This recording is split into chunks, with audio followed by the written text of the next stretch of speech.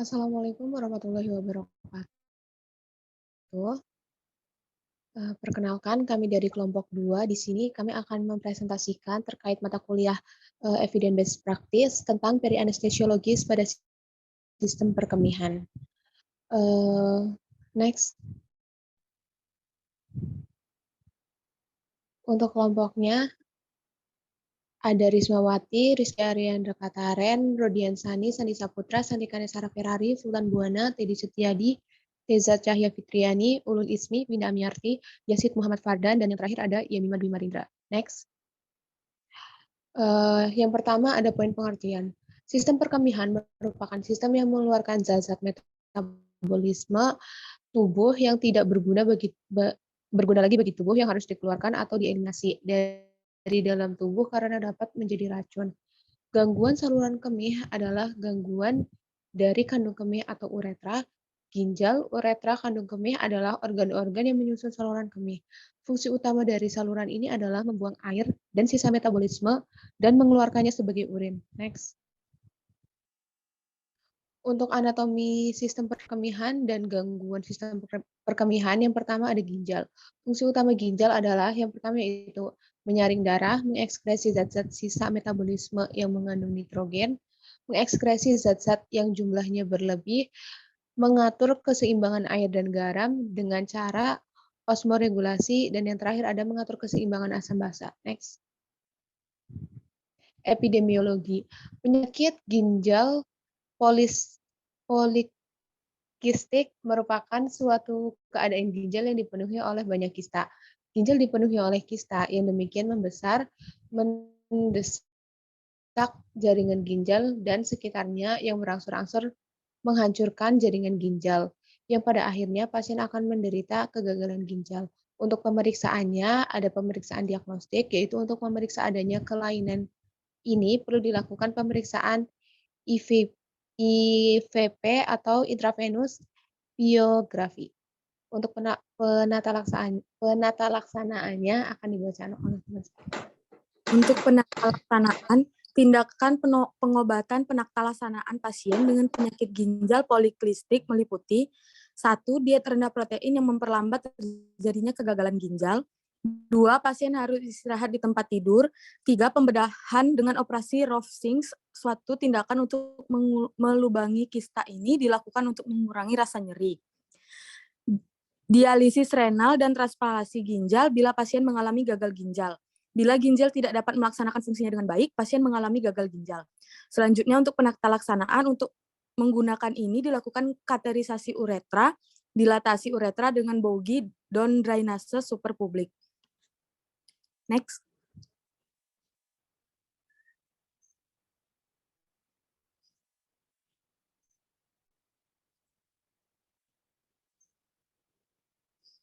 Next, Winda.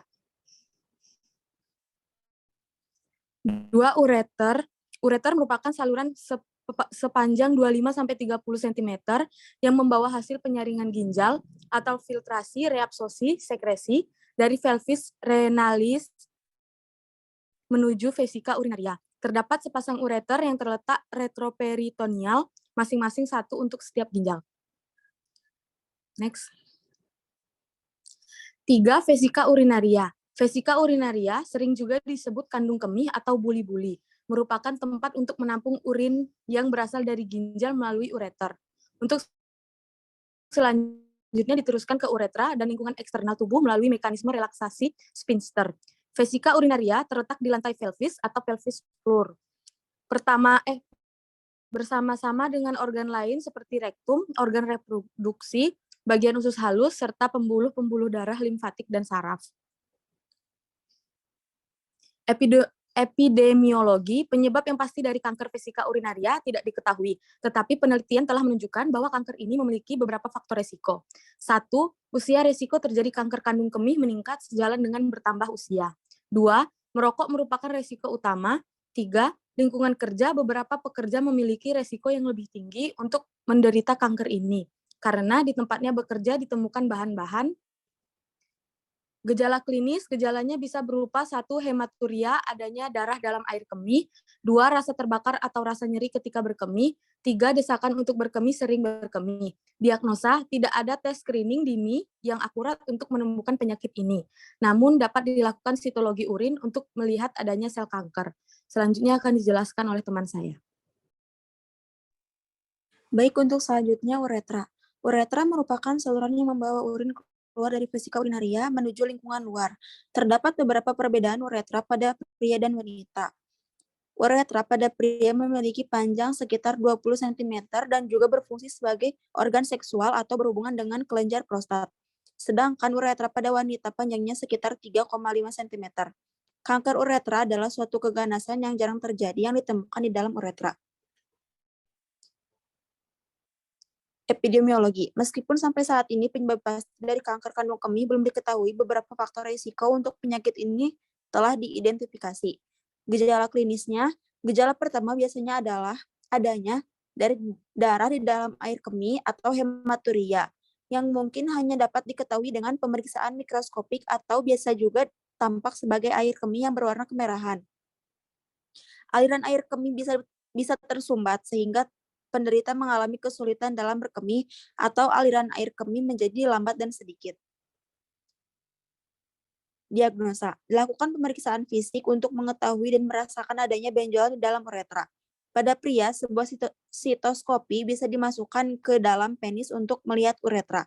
Jika ditemukan sel atau tanda-tanda kelainan, maka diambil contoh jaringan untuk diperiksa dengan mikroskop atau biopsi. Kesimpulannya, mendiagnosis tumor ganas pada serviks uterus tidaklah sulit, apalagi bila tingkatannya sudah agak lanjut. Dengan memperhatikan perubahan plastik dari epitel serviks, penanganan yang sederhana tetapi benar akan menghindarkan wanita dari kanker serviks. Bila mendeteksi dini dapat diupayakan, maka angka kematian wanita karena kanker serviks pastinya akan berkurang. Kanker buli-buli atau juga disebut vesika urinaria atau kandung kemih merupakan keganasan kedua setelah karisoma prostat. Tumor ini 2 kali lebih banyak mengenai laki-laki daripada wanita pada usia lanjut. Karsinoma buli-buli yang masih dini merupakan tumor superfisia. Untuk selanjutnya review jurnal PICO akan dibacakan oleh Sultan.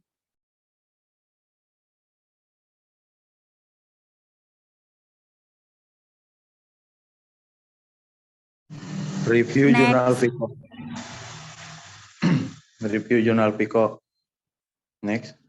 Untuk identitas jurnal, ada judul A Randomized Comparison Between Type of Irrigating Fluid During Transurethral Reaction in Begging Prostate Hyperplasia. Ada penulis, lalu ada penerbitnya itu BMC Anestesiologi dan tahunnya 2010. Untuk populasinya, dalam penelitian ini sebanyak 360 pasien menjalani untuk BPH di Departemen Urologi Universitas Tanta. Intervensinya yaitu 1. Semua pasien telah dirancang untuk menerima anestesi spinal dalam bentuk 2,5 mili 0,5% bupipakain hiperbarik dicampur dengan fentanyl 20 gram intratekal. 2. Lalu tidak ada pasien yang menerima koloid, produk plasma, salin hipertonik, terapi diuretik, atau transfus darah sekitar 10 jam sebelum operasi. 3. Tidak ada pasien yang menerima glukosa atau glukosa intravena salin sebelum, saat, atau segera setelah prosedur pembedahan. Lalu ada comparison di sini yaitu perbandingan 3 jenis cairan irigasi selama reaksi transuretal pada hiperlansia prostat jinak. 1 glisin 1,5%, 2 glukosa 5%, dan salin 0,9%. Lalu ada outcome. Untuk outcome, transuretal endoskopi prostat dilakukan dengan menggunakan baik reaksi normal, salin 0,9% bipolar, atau monoplareseksi glukosa 5% sebagai larutan irigasi selama dan setelah operasi. Bila dibandingkan dengan glisin monopolareseksi 1,5% berhubungan dengan perioperatif yang lebih rendah, morbiditas termasuk sindrom TUR. periode kateterisasi yang lebih rendah dan masa rawat inap yang lebih pendek, kecuali untuk hiperglikemia pasca operasi sementara. Pada kelompok glukosa, keduanya hampir setara. Next.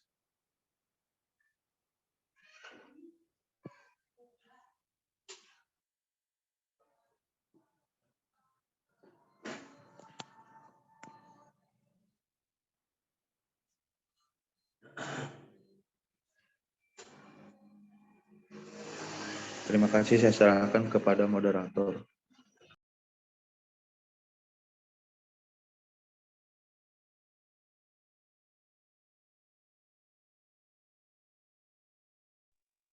Baik, sekian presentasi dari kelompok 2. Wassalamualaikum warahmatullahi wabarakatuh. Waalaikumsalam warahmatullahi wabarakatuh. Waalaikumsalam warahmatullahi wabarakatuh. Warahmatullahi Salam. Waalaikumsalam warahmatullahi wabarakatuh.